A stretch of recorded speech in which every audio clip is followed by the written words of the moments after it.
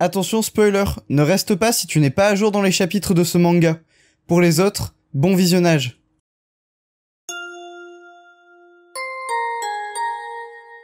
Bonjour à tous, c'est Sadiste et on se retrouve aujourd'hui pour la review du chapitre 339 de My Hero Academia qui s'intitule Comment on est devenu des héros partie 2. Mais avant toute chose, bonne année. Ce chapitre fait donc suite au moment où Izuku et Tenya se rendaient au laboratoire de création de gadgets de Yue, donc par la filière assistance, qui du coup, comme son nom l'indique, assiste les héros à l'aide de gadgets et d'améliorations pour les costumes, et notre personnage principal de cette filière que nous connaissons tous, Mei, était tombé sur Izuku suite à une explosion, et c'est donc là-dessus que nous reprenons juste après le générique.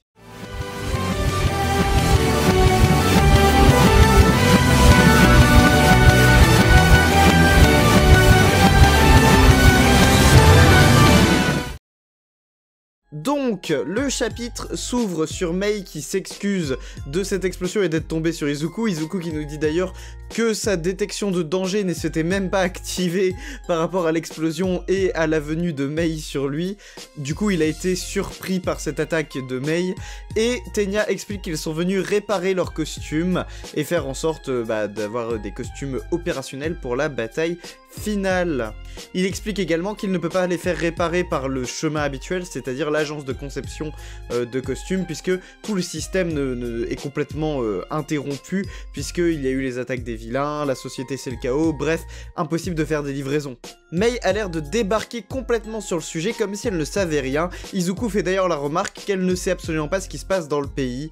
Et c'est ici que Power Loader fait son entrée et dit à Izuku et Tenya de rentrer dans l'atelier pour pouvoir réparer leurs costumes. Nous avons alors une vue de l'atelier qui est beaucoup plus grand qu'avant, et qui a l'air d'être en pagaille, ce qui peut être justifié par le fait que ce sont eux qui ont préparé la barrière de Yue, qui est vraiment le seul rempart et un sacré rempart, on peut le dire, de défense pour Yue, puisque celui-ci, on le rappelle, dispose d'énormément de sécurité, en plus de tout un système d'évacuation par tunnel qui a l'air extrêmement hardcore à mettre en place.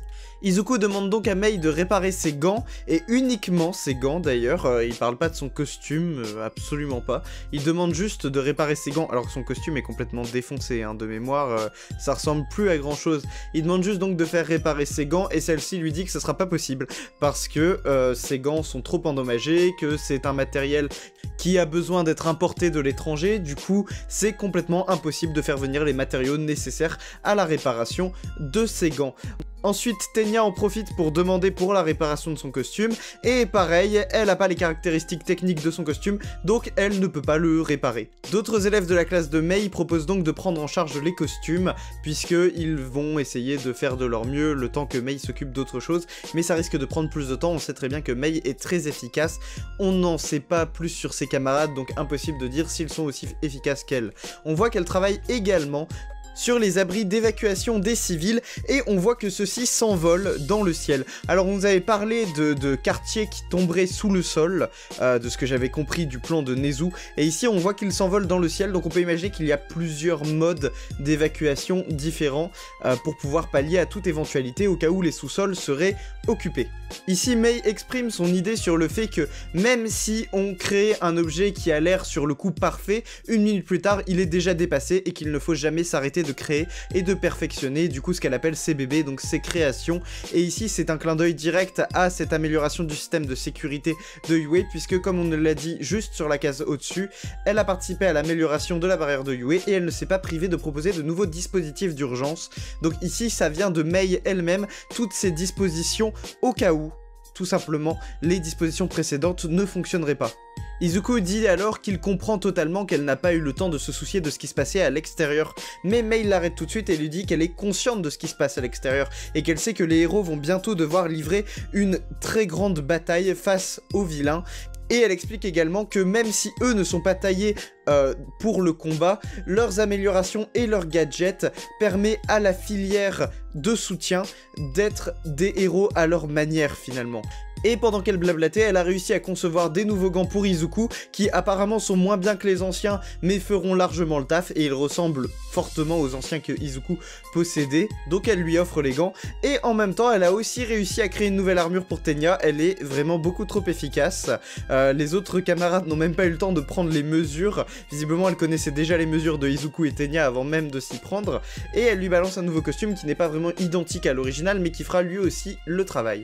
On voit que la classe 1A du coup s'est préparée et nos héros retournent donc auprès d'eux. On a Mount Lady qui les accompagne et elle dit qu'elle est au courant pour ce qu'ils viennent de traverser, ici référence à Hyuga qui est le traître de Yue. Malheureusement, on ne peut pas se permettre de perdre une journée de plus, sous-entendu vous n'aurez pas le temps de vous reposer ou de penser ne serait-ce qu'à la trahison de Hyuga. Ils n'ont vraiment pas le temps, leur meilleure option c'est de débusquer la planque de la Ligue de Libération du Paranormal. Réussir à avoir un coup d'avance sur All for One en l'attrapant à son propre jeu et en le trouvant avant que celui-ci ne les trouve. Surtout que lui il n'a pas besoin de chercher, il sait très bien qu'ils sont tous à Yue. Petite pensée pour Hyuga, mais bon, on s'en fiche un peu, hein, ils disent il a quand même l'âme d'un héros, gna gna gna, il va les rejoindre pour combattre, gna gna gna. Bref, il se concentre sur la mission, et ici, petite coquille, je pense, petite erreur de la traduction française. Après, j'ai pas vérifié avec la version japonaise, vous me direz, mais il est écrit la seconde A de Yue se joint en recherche, alors que les élèves ne sont plus en seconde, ils sont en première. Est-ce que c'est une erreur de traduction? Je n'en sais rien, mais en tout cas, ce n'est pas vraiment vrai, puisqu'ils ne sont plus en seconde, ils sont en première. Et donc pendant ce temps, nous retrouvons Nejire, Sun Eater, Fat Gum ainsi que Ryukyu qui sont partis aider des civils qui étaient en train de se faire attaquer par des vilains. Ils en profitent également pour essayer d'avoir des informations sur la Ligue des Vilains, mais visiblement ils rentrent bredouille à chaque fois et ils n'ont pas plus d'infos que ça, puisque les cités se vidant, comme le dit Ryukyu, il y a de moins en moins de monde pour les renseigner. On arrive enfin sur la dernière page du chapitre, où on nous dit que jusqu'à présent les affrontements avaient commencé par des attaques surprises. Cette fois-ci, par contre, chaque camp est prêt pour la véritable bataille finale. Alors ça n'empêche pas les attaques surprises, ici je comprends pas vraiment pourquoi c'est dit dans ce sens-là, ou alors encore une fois peut-être une erreur de la traduction, peut-être que attaque surprise n'est pas vraiment le terme, puisque même si Yue est préparé à une éventuelle attaque, on peut toujours considérer qu'une attaque est surprise à partir du moment où il ne l'attendait pas à un moment précis et qu'elle intervient à ce moment précis. Ce que je veux dire par là, c'est que s'il ne voit pas les vilains arriver au loin, pour moi, c'est considéré comme une attaque surprise. Je veux dire, il s'attendait pas à être attaqué à ce moment-là, précisément. Et donc, ils passent au fameux plan B, All Might nous dit donc, et ils ont pris toutes les dispositions pour le second round du combat final.